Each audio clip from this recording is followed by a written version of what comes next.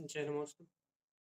तत्तं च नन्द्यानन्दिमां छेन्नन्दसहा परमितत्रिपदिविन्दिपं नमियो सिद्धिस्वभाव गुरुवे श्री गुपति ज्ञान सहका तारण तरण समर्थ मुन गुरु संसार निवार धम्म ज्योतौ जिनवरहि अरिथति अरिथ जो भय विनाश भव ममल ज्ञान पर देव को गुरु को धर्म को साक्षी को बारंबार नमस्कार।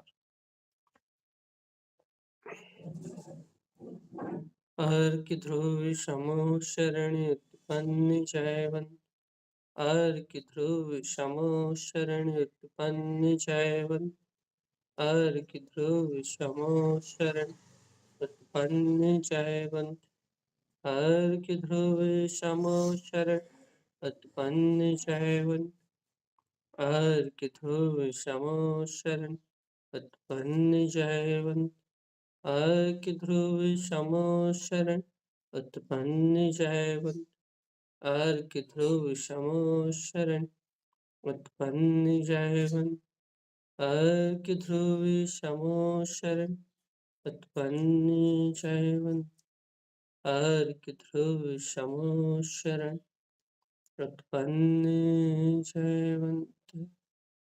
बोलिए आचार्य बाबा सतगुरु संत तारण कमलाचार्य जी महाराज की जय।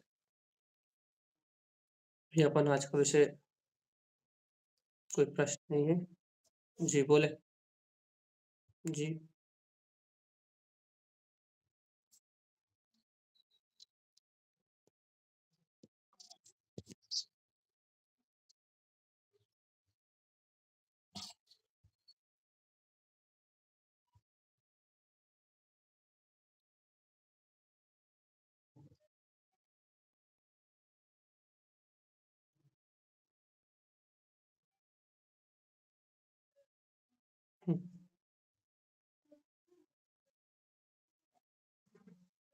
बहुत बढ़िया, पहले तो आपने ये बात पकड़ी, इसके लिए आपको बहुत बधाई, क्योंकि ये बात का अंतर समझने वाले बहुत कम है इस दुनिया में। आपने पकड़ा इस बात को कि आपका उपयोग समझ के लिए ज्यादा जा रहा है और जीव का उपयोग समझ के लिए ज्यादा चाहता है, और उसमें उस समझ के कारण से उस सत्य को पीना कम होता है। ये बात जो समझ ले, ये बहुत बड़ी बात है भैया। आपने पकड़ी इस बात को, बहुत अच्छा किया। हम आपको इसका बिल्कुल समाधान दे रहे हैं, हम जो बोल रहे हैं। यहाँ अनादिकाल के जीव के संस्कार ही ये है। जीव ने आज तक समझ को अर्थात बुद्धि को ही महत्व दिया। कोई भी विषय जीव सुनता है तो उसमें जीव को ये रहता कि क्या बोला जा रहा है, भैया क्या बता रहा है, उस बात को समझ लो। गाथा का क्या अर्थ है, इस बात को समझ लो। कैसा आचरण होता है, इस बात को समझ लो। जीव समझ पे विशेष जोर देता है। क्यों समझ पे विशेष क्यों जोर देता है? क्योंकि समझ से ही निर्णय होता है। अनादिकाल से जीव ने हर चीज को समझा ही है भैया। लौकिकता में भी अपन किसी भी विषय को समझ लो, फिर उसके बारे में विकल्प नहीं होता कि ये कैसे होगा, ये कैसे होगा, ये कैसे होगा। ये समझ में आ गया, हाँ भैया ये ऐसा होगा, ये चीज ऐसी है, बढ़िया है, कोई दिक्कत नहीं। तो समझ मतलब क्या है? देखो, समझ मतलब जीव की समझ क्या करती है, उसे संतुष्टि देती है। समझ संतुष्टि का माध्यम है। और मोक्ष मार्ग में समझ होती है, मोक्ष मार्ग में सच्ची समझ होती है। जैसे हम वस्तु स्वरूप का निर्णय कर रहे हैं, तथ्य चिंतन कर रहे हैं और भगवान की वाणी सुन रहे हैं, तो इससे सच्ची समझ होती है। इससे आपने जैसे सुबह की चर्चा सुनी या दोपहर की चर्चा सुनी, तो आपने उस विषय को समझ लिया। समझने का आपको रुझान आया भाई, समझ के आपने उस चीज को अच्छे से समझ लिया कि ऐसे करने से ऐसा होता है, ऐसा करने से ऐसा होता है, ऐसा करने से ऐसा होता है। आपने समझ भी लिया, लेकिन उस चीज को समझ तो लिया, आपकी सम्यक बुद्धि में तो आ गया। आप जब भी चाहोगे उसका स्मरण भी हो जाएगा, आपको उसकी याद भी आ जाएगी। लेकिन वो समझ तक तो जीव की रुचि है भैया। लेकिन समझ से आगे जो सत्य है कि नहीं, मैं तो वो तत्व ही हूँ, मैं वो त्रिकाली परमात्मा ही हूँ, मैं वो वीतराग चतुष्टय में आत्मा ही हूँ, उस परम सत्य तक जीव की दृष्टि नहीं जा पाती। भैया समझा भी तो हमने वही आत्मा की बात है ना। भगवान जी, आत्मा की बात समझना एकदम अलग विषय है और आत्मा तक पहुँचना एकदम अलग विषय है। भी लेकिन समझ सच्ची समझ से ही मोक्ष का मार्ग बनेगा ना। हाँ, मार्ग यही है, मार्ग सच्ची समझ है। जो समझने के लिए आतुर हो रहा है, वो मार्ग सच्ची समझ अर्थात वो सम्यक समझ हो, समझ के सम्यक विचार उस जैसा अपन ने चर्चा सुनी, समझ के सम्यक विचार करना, ये समझ के सम्यक विचार करना, ये सच्ची समझ कहलाती है। समझना मात्र नहीं, आपने जो सुना है, उसे समझ के सम्यक विचार करना, उस उस अनुसार निर्णय करना, ये कहलाती सच्ची समझ। और यहाँ तक तो जीव पहुँचता है भैया, यहाँ तक तो जीव पहुँचता है। लेकिन क्या होता है, अपन जब कोई भी विषय पे चर्चा करो भैया कि किसी भी विषय को उठा के, किसी भी गाथा को लेके चर्चा करो, तो जीव को उस गाथा को समझने का रुझान तो आता है। समझने का रुझान तो आता है, लेकिन उस गाथा में जो सत्य है, कि नहीं वो त्रिकाली ममल स्वभाव ही मेरा स्वभाव है, उस सत्य तक पहुँचने का रुझान नहीं आता। और इस भूमिका में ऐसा जीवों के साथ 90% होता है। कौन से जीवों के पास? जो तत्व के श्रद्धानी उनके साथ 90% होता है। और जिन्हें तत्व की श्रद्धा नहीं है, वो तो झूठे क्षयोपसम भाव को ही सत्य मान रहे हैं। जो झूठे क्षयोपसम भाव को ही भैया पढ़ लिया, लिख लिया और हमने सुन लिया, समझ लिया। यदि ऐसी वाली कोई रुचि ना अपने को कि ये परिभाषा याद कर ली, ये परिभाषा याद कर ली, तो ये तो श्रद्धान के अंतर्गत भी नहीं है भैया, ये तो क्षयोपसम मात्र है। और इस क्षयोपसम की रुचि तो जीव को अनादि काल से रही हुई। लेकिन इन 6 ऑप्शन की आप इनकी लिस्ट में नहीं हो, आपको हम इस लिस्ट में नहीं डाल पाए। क्यों? क्योंकि ये तो अश्रद्धानी जीव का भी परिणमन हो सकता है। ये परिणमन जो 6 ऑप्शन ज्ञान वाला है, वो तो 11 अंग 9 पूर्व का पाठ ही भी हो सकता है। और ये संस्कार तो जीव के अनंत काल से हैं। ये जो समझने वाले संस्कार है ना भैया, ये संस्कार तो जीव के अनंत काल से हैं। 11 अंग 9 पूर्व का पाठ किसके बल पे होता है? समझ के बल पे तो होता है, बुद्धि के बल पे तो होता है, समझने की रुचि के बल पे तो होता है। यदि समझने की गहरी रुचि ना हो, तो 11 अंग और 9 पूर्व का पाठी कैसे हो जाए? तो ये स्थिति तो कहाँ तक बनती है भैया 11 अंग 9 पूर्व के पाठी की? तो भगवान ये 11 अंग 9 पूर्व के पाठी की स्थिति तो भैया क्या बोलते हैं जीव की बन जाती, कहीं और बन जाती। लेकिन वो क्षयोपसम तक रहती। लेकिन अब अपन तत्व के श्रद्धानी भैया, तो अपनी रुचि कहाँ तक जाती है भैया? तत्व के श्रद्धान में भी अपनी रुचि कहाँ जाती है? जी अपन वस्तु स्वभाव को समझ लें बस यहाँ तक जाती है। समझ भई समझेंगे जभी तो आचरण होगा ना।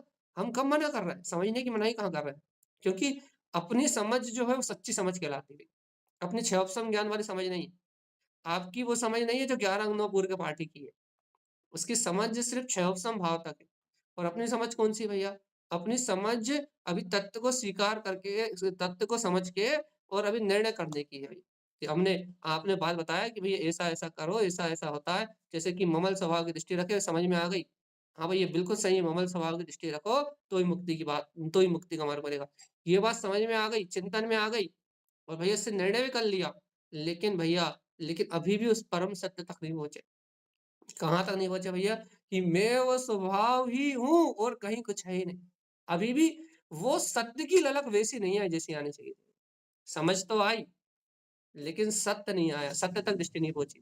भगवान जी, शुरुआत में ऐसा ही होता है कि जीव चर्चा को पकड़ता है, चर्चा करने वालों को पकड़ता है, शब्दों को पकड़ता है, जो विषय चलता है उस विषय को पकड़ता है। लेकिन इन सब चीज़ों को पकड़ता है, लेकिन त्रिकाली को पकड़ना एकदम से नहीं हो पाता। सच्ची समझ का असर लेके त्रिकाली को पकड़ने का अभ्यास करता है, लेकिन त्रिकाली पकड़ाता नहीं है भई। क्योंकि त्रिकाली उस ध्रुव सत्य को, उस वीतरागता को पकड़ने के लिए गहरा अभ्यास चाहिए, गहन पुरुषार्थ चाहिए भई। तो ये क्या होगा, कैसे पकड़ाएगा? बस ये जो सच्ची समझ हो रही है ना अपनी धीरे-धीरे, जो ये सच्ची समझ हो रही है ना, जो सत्य का निर्णय हो रहा है ना भैया, इससे भी ऊपर उठने की भावना भाव बस। मैं तो त्रिकाली हूँ, ये परिणमन कुछ भी नहीं है।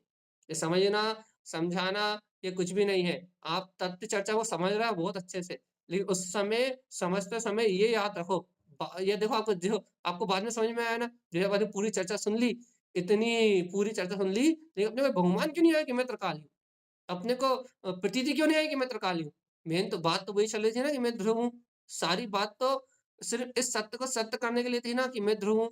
देखो, देखो अपन मूल को ही नहीं ग्रहण कर पाए, मूल शक्ति को ही ग्रहण नहीं कर पाए। देखो अपनी पूरी बुद्धि समझने में चली गई, अपना पूरा 1 घंटा समझने में चला गया। कम से कम ये बात पकड़ में तो आई। अब जब पकड़ में आई है, तो भावना का पुरुषार्थ करो भैया। अंतर से भावना का पुरुषार्थ करो। क्या पुरुषार्थ करो? कि अब मुझे इस समझ से ऊपर जाना है। बस पुरुषार्थ, बस भावनाएँ हैं। आपके जीवन की उत्कृष्ट भावनाएँ आपका पुरुषार्थ है भैया। अब आपको इस बात पे जोर लगाना है। क्या जोर लगाना है भैया? कि चर्चा में आपका उपयोग भाव हो, बस आपके भाव से, भावना से। तथ्य चर्चा में आपका उपयोग भैया समझ की ओर ना जाए, आपका उपयोग स्वीकारता की ओर जाए कि नहीं ये सत्य है। अपने आत्मा की निष्ठा की ओर जाए कि नहीं ये सत्य है। नहीं, मैं ये तथ्य चर्चा में कोई शब्दों का ज्ञान इकट्ठा करने थोड़ी आया हूँ। तथ्य चर्चा में जो हर बात पे तथ्य ही है और कुछ नहीं है, ये कहा जा रहा है। मैं इस सत्य की सिद्धि करने आया हूँ। हुँ, आपकी दृष्टि में आपका लक्ष्य रहना चाहिए और जब आपकी दृष्टि में आपका लक्ष्य रहेगा ना, तो आप समझ से ऊपर जाओगे। हाँ, और भगवान आत्मा जो समझ से ऊपर जाते हैं, सम्यक समझ से भी ऊपर जाते हैं, उनके काम की सिद्धि होती है भैया। सुन रहा है भगवान जी? सम्यक समझ से ऊपर, बहुत गहरी बात है। रूबी जी, समझ ये जितने विकल्प हैं सब समझ के हैं। मन मन समझता है कि ये सही है, ये गलत है। बुद्धि समझती है कि ऐसा करना चाहिए, ऐसा नहीं करना चाहिए। ये व्यवहार सही है, ये व्यवहार गलत है। ये जितने भी विकल्प हैं ना सब समझ के विकल्प हैं। आपने समझा ना कि आचरण को समझा है, सारे आचरण को समझा है, सब चीज़ों को समझा है। तो ये सारे आचरण के समझ के सारे विकल्प ये सब बुद्धि के भैया। बुद्धि समझती है और विकल्प करती है। लेकिन भगवान जी अपने को क्या करना है? इस बुद्धि से ऊपर जाना है भैया, इस समझ से ऊपर जाना है। तो समझ से ऊपर जाने के लिए क्या करना पड़ेगा? कुछ नहीं करना आपको। आपकी भूमिका वही है, सुनाने वाला भी वही है।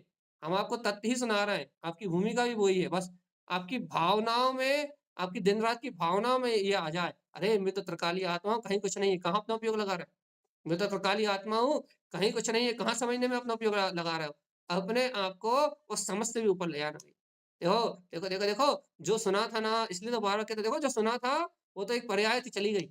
देखो, तुम वो जिसको सुन रहे थे, क्या सुन रहे थे? वो त्रिकाली है।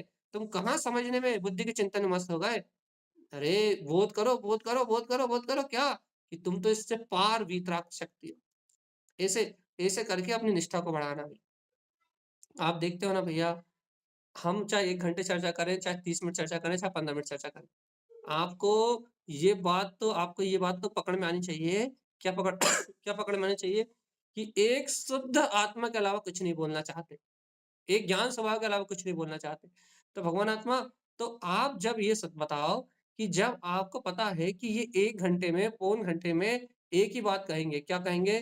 कि वो ज्ञान स्वभाव, वो वीतराग शक्ति सत्य है। तो मेरा ध्रुव निराकार वीतराग स्वभाव, मेरा ज्ञायक परमात्मा सत्य है। जब आपको पता है कि ये 1 घंटे में सिर्फ़ यही बात कहेंगे, इसके अलावा और कुछ नहीं कहेंगे। तो भगवान जी अब ये बताओ 1 घंटे आप क्या सुनने के लिए आ रहे हैं? यदि आप भैया जो शब्दों का व्यवहार में आपको जो समझाते हैं, यदि आप उस 1 घंटे में त्रिकाली के अलावा और कुछ सुन रहे हो यहाँ बैठ के, तो फिर आप मुझे सुन ही कहाँ रहे हो? आप सर्वज्ञ की वाणी को सुन ही कहाँ रहे हो? तो ये क्या सुन रहे हो? अभी तो आप समझ को सुन रहे हो। आपको ये अभ्यास होना चाहिए कि 1 घंटे या आधे घंटे या 15 मिनट जितनी देर भी चर्चा चले, उतनी देर मात्र त्रिकाली के अलावा कुछ सुनाई ना दे। स्वभाव के अलावा कुछ सुनाई ना दे। क्योंकि वक्ता जिनेंद्र भगवान की वाणी यहाँ आचार्य तारण तरण देव की गाथाएँ सिर्फ़ एक वो ध्रुव ज्ञान स्वभाव कह रहे हैं। भैया अब बुद्धि देखो बुद्धि का काम है, तो बुद्धि तो समझेगी। जो समझाया जाएगा, जो उसे कहा जाएगा उसे समझेगी, उसे अपने आचरण में लाने का प्रयास भी करेगी, वैसा चिंतन भी करेगी। क्यों करेगी? क्योंकि वो बुद्धि सम्यक बुद्धि है, सच्ची बुद्धि है, सत्य मार्ग को दिखाने वाली बुद्धि है। लेकिन अपने को उस बुद्धि के परिणमन पे विश्वास ना रह जाए, ये सही रास्ते पे चला रही है। वो सही रास्ते पे चले, बुद्धि गलत रास्ते पे ना जाए, बुद्धि उल्टे रास्ते पे ना जाए। लेकिन अपने को विश्वास बुद्धि की चाल पे ना हो, अपने को विश्वास अपने चैतन्य में, मैं त्रिकाली गायक, अपने को भैया ज़्यादा से ज़्यादा प्रतीति कितनी आई अपनी आत्मा की, अपने को यहाँ निष्ठा रहे। अपने को सत्य को सुन के कितनी दृढ़ता आई अपने अंदर में, कितनी दृढ़ता आई। ये देखो भैया, आपने पूछा कि भई सबके साथ होता है, सबके साथ नहीं, 90 नहीं नब जो लोग तत्व की गहराई को नहीं जानते, 90% लोग सिर्फ़ समझ के मार्ग से आगे बढ़ते हैं। समझ का मार्ग गलत मार्ग है क्या? गलत मार्ग नहीं है। लेकिन भैया समझ के मार्ग से आगे बढ़ना मतलब समझते जाओ, स्वीकार करते जाओ, बुद्धि का निर्णय करते जाओ, बस वहाँ तक की कहानी है भई। और माँ से श्रद्धा भी होती है, ज्ञान भी जागता है भैया।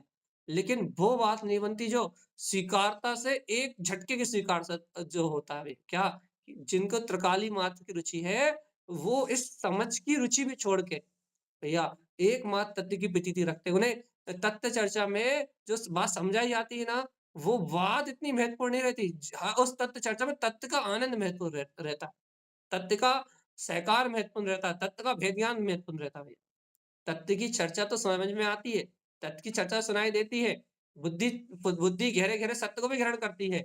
लेकिन भैया रुझान, रुझान, रुझान, रुझान, रुझान, रुझान, रुझान काय का रहता है? रुझान रहता है भगवान आत्मा उस वीतराग चतुष्टय का।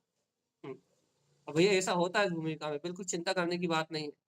आप अभी तत्व की गहरी चर्चा सुन रहे हो तो इस भूमिका में ऐसा होता ही है कि आपकी बुद्धि समझ पे ज़्यादा बल मारेगी। लेकिन वो बाल उसका काम वो कर रही है, अपना काम अपन करो। क्या अपना काम? अपना क्या काम है? बुद्धि की समझ को भी समझ तक रहने दो, बस। उसे सम्यक निर्णय तक रहने दो। सम्यक निर्णय के आगे अपना मार्ग क्या है?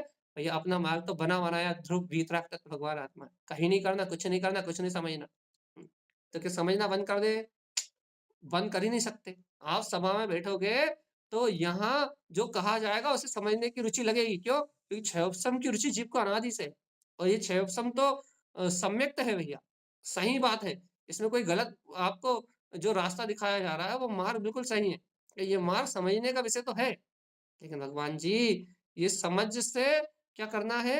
यही समझना है कि मैं त्रिकाली हूँ बस।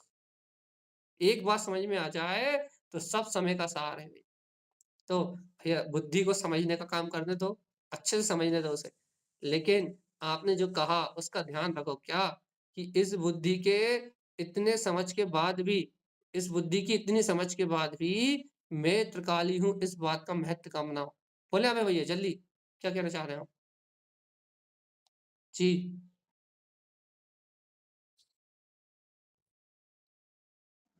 हुँ, क्या कह रहा है? आपकी आवाज़ बहुत स्लो आ रही है।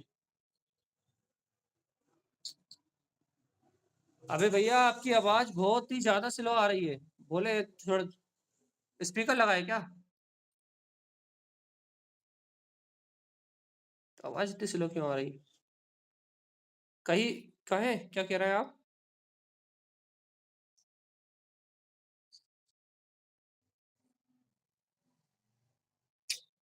शायद हमारे कनेक्शन में कोई गड़बड़ है।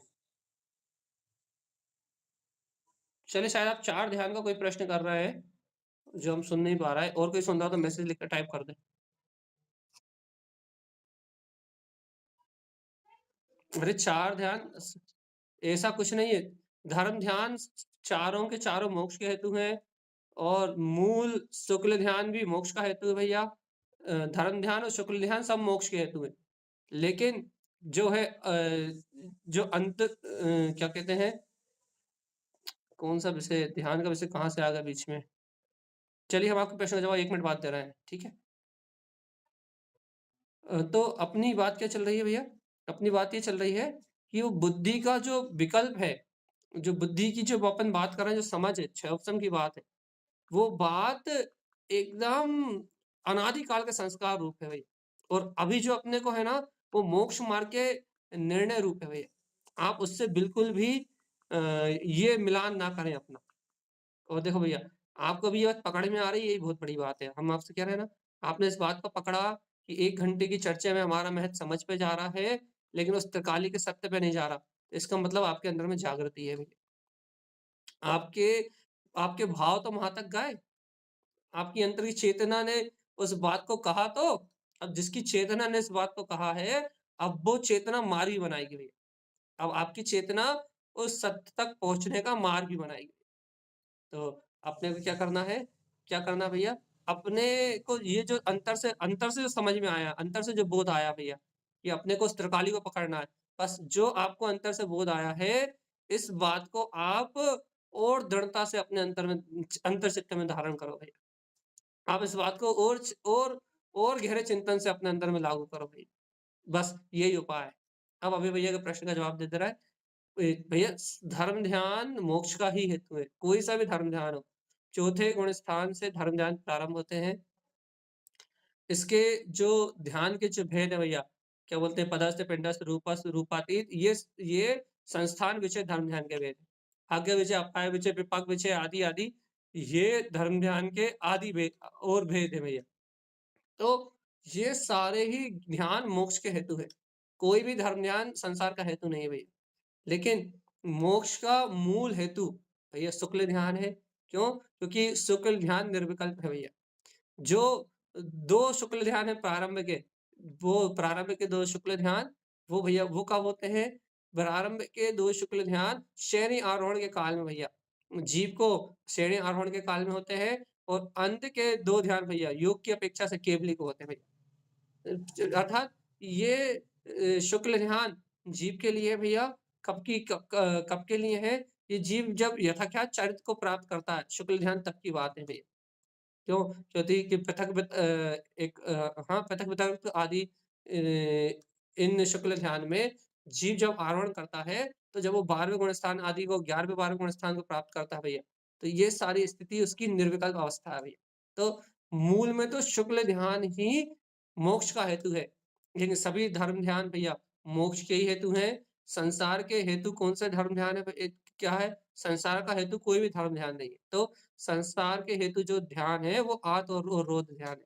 आर्त और रोध ध्यान दुर्ध्यान है, वो धर्म ध्यान नहीं है भैया। इसलिए धर्म ध्यान का विषय एकदम अलग है और दुर्ध्यान का विषय एकदम अलग है। संसार के हेतु आर्त और रोध ध्यान है। अब अपन ने ये 2 विषय ले लिए भैया। अब अपन इस बात को लेते हैं कि इतना सब सुनने के बाद भी हमारे अंतर में जागृति क्यों नहीं आती? 10 मिनट ये विषय लेके फिर अपन छोड़ते हैं आज अपना कि भई इतना सब सुनने के बाद अपने अंदर जागृति क्यों नहीं? भगवान राग के कारण। राग, जीव के जीवन में जो राग है, वो राग जीव के जीवन में आग लगाता है। कौन-सा राग? अपने को अभी एक-एक वस्तु से राग है भई और इस राग को बढ़ाने पे ही अपना ध्यान है। अपन राग को कम नहीं करना चाह रहे, राग को घटाना नहीं चाह रहा भैया। अपने जीवन में राग की वृद्धि पे ही ध्यान है भई। अपन यदि अपने जीवन का एनालाइज़ करें, अपन अपने जीवन को यदि देखें, तो अपने जीवन में क्या है भैया? अपने जीवन में राग की मुख्यता है भैया। अपन चर्चा तत्व की सुन रहे हैं, वस्तु स्वभाव को सुन रहे हैं भैया और क्या कहते हैं, तत्व की चर्चा सुन रहे हैं, वस्तु स्वभाव को सुन रहे हैं, लेकिन अपन देखें भैया, अपने राग में कोई कमी नहीं आ रही। राग में कोई कमी नहीं आ रही भैया मतलब अपन एक वस्तु से मान लो अपन ने राग छोड़ा, काहे से राग छोड़ा? मान लो अपन ने क्या बोलते हैं, तत्व चर्चा सुनते-सुनते मान लो अपन ने किसी अशुद्ध वस्तु से मतलब अपन ने किसी क्या बोलते हैं ऐसे पदार्थ से राग छोड़ दिया, जैसे अपन ने पान खाते थे, अपन ने पान से राग छोड़ दिया। तो अपन ने क्या करने लगे भैया? पान से राग छोड़ दिया, तो अपन ने काहे से राग कर ली भैया? तो अपन ने सोप खाने से राग कर लिया। अर्थात वहाँ अशुभ का राग छूटा, ये उन्नति तो हुई आपकी, क्योंकि आप आत्मार्थ जीव हो और आपने अशुभ का राग छोड़ा और आपने अशुभ के राग को छोड़ के आप शुभ में प्रवृत्ति करने लगे। आपकी उन्नति तो हुई, ऐसा नहीं कि आपकी उन्नति नहीं हुई भैया, क्योंकि आप तत्व श्रद्धानी हो। तो आपकी उन्नति तो हुई, लेकिन आपके राग का भाव खत्म नहीं हुआ भैया। राग तो जहाँ का तहाँ रहना भैया। और सुनो, इस भूमिका में इस राग को खत्म किया भी नहीं जा सकता भैया। क्यों?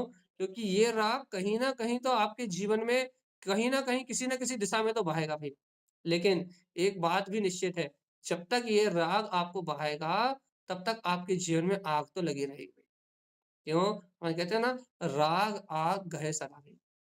ये राग तोड़ने का जो पुरुषार्थ है ना भैया, राग तोड़ने का पुरुषार्थ, ये आत्म साधना की गहराई में उतरने के बाद होता है। अभी अपन राग को असत्य कह सकते हैं, ये राग असत्य है। देखो, अशुभ राग को छोड़ने में 2 मिनट भी नहीं लगते अपने को, क्यों? क्योंकि अपने को पता है, अशुभ राग नरकों का कारण है भई।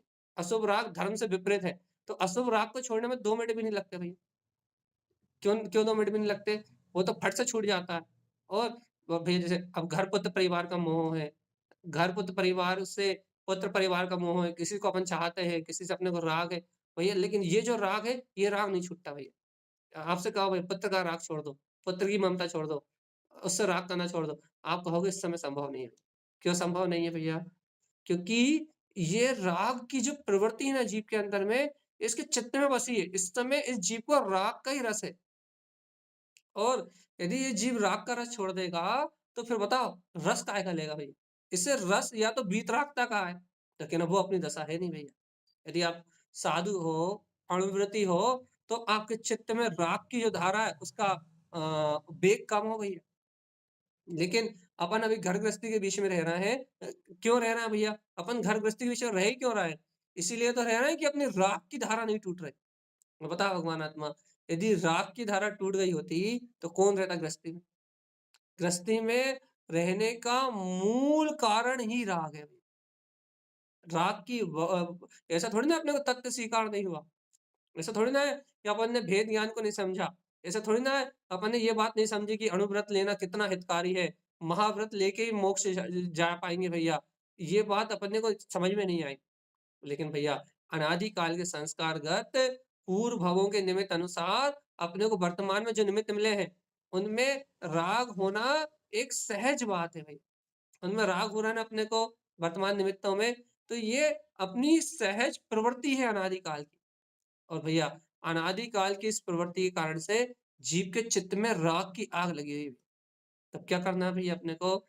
इस राग की आग को समन करना है भैया। कैसे होगी भैया राग की आग समझ? भैया जिन जिन वस्तुओं से, जिन निमित्तों से अपने को राग है, उन निमित्तों से हट के उन निमित्तों से हट के भैया, और किस प्रकार से हट के? सम्यक चिंतन से हट के भई। आत्मरोध ध्यान करते हुए नहीं, आकुलित-व्याकुलित होते हुए नहीं भैया। उन निमित्तों के बीच में सहज व्यवहार करके भई। जैसे कि अब आपको घर में 4 लोगों के बीच में रहना ही है। अब उनसे आपको राग है ही भैया, तो क्या करना है भैया? क्या अब हम घर छोड़ के भग जाएँ क्या राग खत्म करने के लिए? लोगों के प्रश्न हमेशा है भैया। कि हम क्या करें? घर छोड़ के चले जाएँ क्या? इनसे राग तोड़ने के लिए क्या करें? इनके बीच में तो रहना ही है और हम सामने रहें और हमें राग ना हो, ऐसे संभव नहीं है भैया। हम फ़ोन पे बात करें और हमें राग ना हो, ऐसे संभव नहीं है भैया। हम भैया इनसे बोलें, बताएँ और हमें राग ना हो, इन्हें भोजन कराएँ, इनसे बात करें और राग ना हो, ऐसे संभव नहीं भैया। तो फिर क्या करें भैया?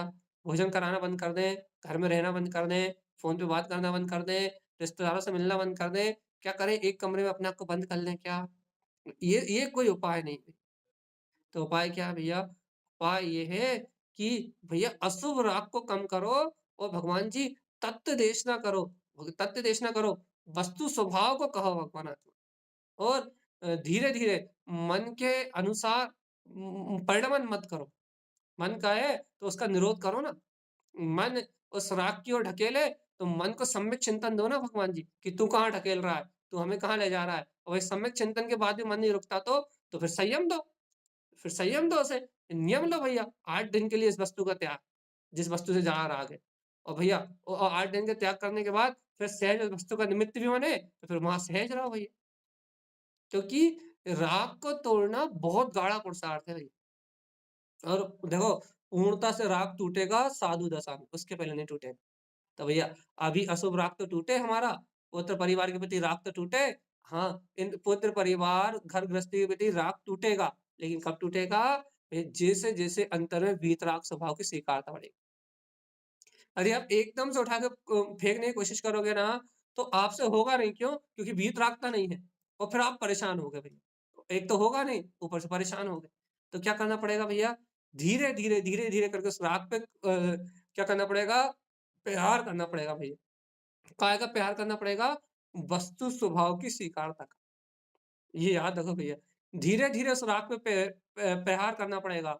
बार-बार उस राग को तोड़ना पड़ेगा भैया। तो वो राग टूटेगा कैसे? धीरे-धीरे तत्व चिंतन करते-करते, धीरे-धीरे तत्व मनन करते-करते, वो अपनी आप अपनी योग्यता से टूटेगा भैया। बस इतनी सी बात अपने को ध्यान रखना है कि हम उसे तुल ना दें। तुल ना दें भैया मतलब हम उस राग को हवा ना दें भैया। यदि अशुभ राग है, तो हम उसे बढ़ाएँ ना। और भैया भैया हम चाह रहे हैं हम तब बेटे से मोह नहीं करना चाह रहे हैं भैया। लेकिन वो ममता के परिणाम आ ही रहा है, आ ही रहा है, आ ही रहा है, आ ही रहा है, आ ही रहा है, रुक ही नहीं रहा भैया। तो क्या करें भैया? अब रुक ही नहीं रहा है तो भैया वर्तमान धारा है वो आपकी। वर्तमान में वो आपकी धारा है भैया, तो वो धारा जो बंधी है वो तो चलेगी भैया। तो भैया अब क्या करें? भैया अब देखो पुत्र के प्रति नहीं टूट रहा है, तो भैया बाकी 4 जगह और आपका राग बँटा हुआ है, वहाँ से कम कर लो। जहाँ से तोड़ सकते हो वहाँ से तोड़ो भैया और उसके उस राग के प्रति ये आप चिंतन करो ना, चिंतन तो सबसे बड़ा उपाय है। क्या चिंतन करो? ये राग की परिणति ये मेरा परिणमन नहीं है भई। थोड़ा-थोड़ा संयम लेके, थोड़ा-थोड़ा नियम लेके भैया, उसे अंततः तोड़ने का पुरुषार्थ करना पड़ेगा भई। बिना पुरुषार्थ के नहीं टूटेगा और सबसे अच्छा उपाय है भैया, भेद ज्ञान और आत्म तत्व की प्रतीति ये इतना बढ़िया अचूक उपाय है, इससे राग स्वयं ही टूटता है। और भैया वर्तमान में टूटा हुआ दिखे या ना दिखे, कल ले लेंगे अपन इस विषय को फिर से। आज 2-3 प्रश्न थे इसलिए विषय नहीं ले पाए, कि वर्तमान में अपना अपने को टूटा हुआ दिखे या ना दिखे, भैया लेकिन आप यदि चोट मार रहे हो अपने अंतर में, तत्व को सन्मुख रख के, तत्व को सामने रख के, यदि आप चोट मार रहे हो अपने अंतर में, बार-बार उस राग पे चोट मार रहे हो, तो भैया आपकी वो चोट खाली नहीं जाएगी। आपका सम्यक चिंतन खाली नहीं जाएगा। आपका वस्तु स्वभाव का निर्णय खाली नहीं जाएगा भैया। ये बात सही है कि राग आग है, लेकिन भैया ये बात भी सही है कि राग मात्र चारित्र मोहिनी है भई। चारित्र मोहिनी है ये। यदि आपको तत्व का सम्यक श्रद्धान है, यदि आप वस्तु स्वरूप को पी के बैठे हो, तो ये चारित्र मोहिनी का अंत निश्चित है भैया। आज नहीं तो कल, कल नहीं तो परसों, परसों नहीं तो नरसों। लेकिन भैया ये राग हमें तत्व की स्वीकार्यता में भी तो बाधा डालता है। तत्व चर्चा में भी तो उपयोग नहीं लगने देता, उस तत्व को भी तो पीने नहीं देता। भगवान जी यही तो परीक्षा होती है, ये मन परीक्षा लेता है। मन कहता है कि अनुभव नहीं हो रहा, मन कहता है कि उस सत्य को पी नहीं पा रहा है, मन कहता है कि उस सत्य तक की अनुभूति तक नहीं पहुँच पा रहा है। मन नाना प्रकार के विकल्प करता है कि हम वहाँ तक नहीं पहुँच पा रहा है, उस सत्य को पी नहीं पा रहा है, उस सत्य की अनुभूति तक नहीं पहुँच पा रहा है, उस सत्य को ग्रहण नहीं कर पा रहा है भैया। ये मन के विकल्प हैं। भैया इस प्रकार के विकल्प मन खड़े करता है। भगवान जी इन मन के विकल्पों को जीतने तो साधना है। क्या जीतना? ये मन चंचल हो, मन पर्याय को पकड़े, मन परिणमन को पकड़े और हम अपने स्वभाव के बल को जागृत कर लें। हम अपने तत्व के बल को जागृत कर लें। देखो भैया हर घड़ी, हर पल इस मन को जीतना ही अपनी साधना है। और यदि अपन मन को नहीं जीत पा रहा है, तो भैया यही तो मोह है और इस मोह के बंधन में तो अपन अनंत काल से बंधे। धीरे-धीरे, धीरे-धीरे एक दिन में कुछ भी नहीं होता। जैसे आप धर्म ध्यान की चर्चा करी अपन ने, तो एक दिन में धर्म ध्यान चालू नहीं होता भैया। रात और ध्यान एक दिन में नहीं छूटते। अपन ने सच्ची समझ की बात करी, सच्ची समझ में तत्व चर्चा में त्रिकाली को पकड़ने की बात करी।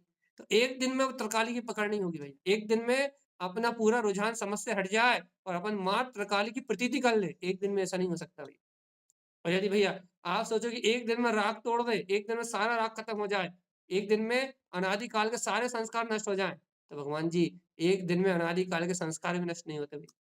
तो फिर भगवान जी ये साधना है और बार-बार कहा जाता है, इस साधना का मार्ग धैर्य का मार्ग है भैया। धैर्य रखते हुए, धीरे-धीरे अभ्यास करते हुए, अंतर से धैर्य रखते हुए, अपने तत्व की गहरी प्रतीति को पकड़ के ये मार्ग आगे बढ़ता है। इसलिए अपन आधीर ना हो भैया, किसी भी काम के लिए आधीरता आपका पतन करेगी, याद रखना। किसी भी काम को करो तो विवेक से करो। यदि राग तोड़ने की भी जल्दी करोगे, तो आप अपना व्यवहार खराब कर लोगे अपने घरवालों से। क्यों? क्योंकि आप राग तोड़ोगे और आपका व्यवहार बिगड़ेगा। व्यवहार बिगड़ेगा मतलब सामने वाला जिसके साथ आपका राग संबंध है भैया, यदि आप उससे राग संबंध तोड़ने जाओगे ना, तो आप उसकी उपेक्षा करने लगोगे। और याद रखना जीवात्मा, किसी की उपेक्षा करके राग खत्म नहीं हो सकता। तो फिर उसके साथ रहते हुए साम्य भाव से राग टूटेगा भैया। मान लो आप भैया आप राग तोड़ना है, तो आप क्या करो, भैया कल से बच्चों का मुँह भी नहीं देखना भैया। क्यों? हम उनका मुँह देखेंगे तो राग बढ़ेगा भैया। तो क्या करो भैया, आँख पे पट्टी बाँधो, भोजन परसते समय।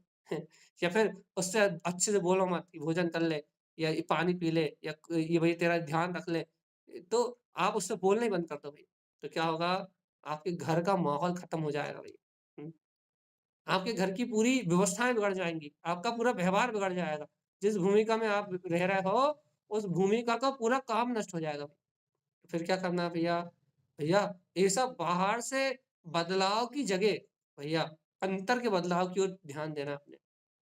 हुँ, अंतर के बदलाव की ओर कैसे ध्यान देना भैया? अंतर से सम्यक चिंतन करते-करते उस राग को तोड़ना है। वो जो विशेष ज़्यादा आसक्ति होती है अपनी, अशुभ की अनाचार की, जिन भगवान के वचनों से विपरीत भाव की, जिन भगवान के वचनों से विपरीत इच्छाओं की, उन इच्छाओं को तोड़ना है अपने। और भैया अपना व्यवहार सम्यक रखना है, अपने अपने व्यवहार में समीचीनता रखना भैया।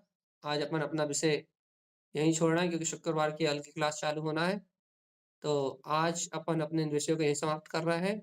कल अपन नए प्रश्नों के साथ फिर मिलेंगे। और ये आचार्य प्रवचन सद्गुरु संत धर्म कमलाचार्य जी महाराज की जय।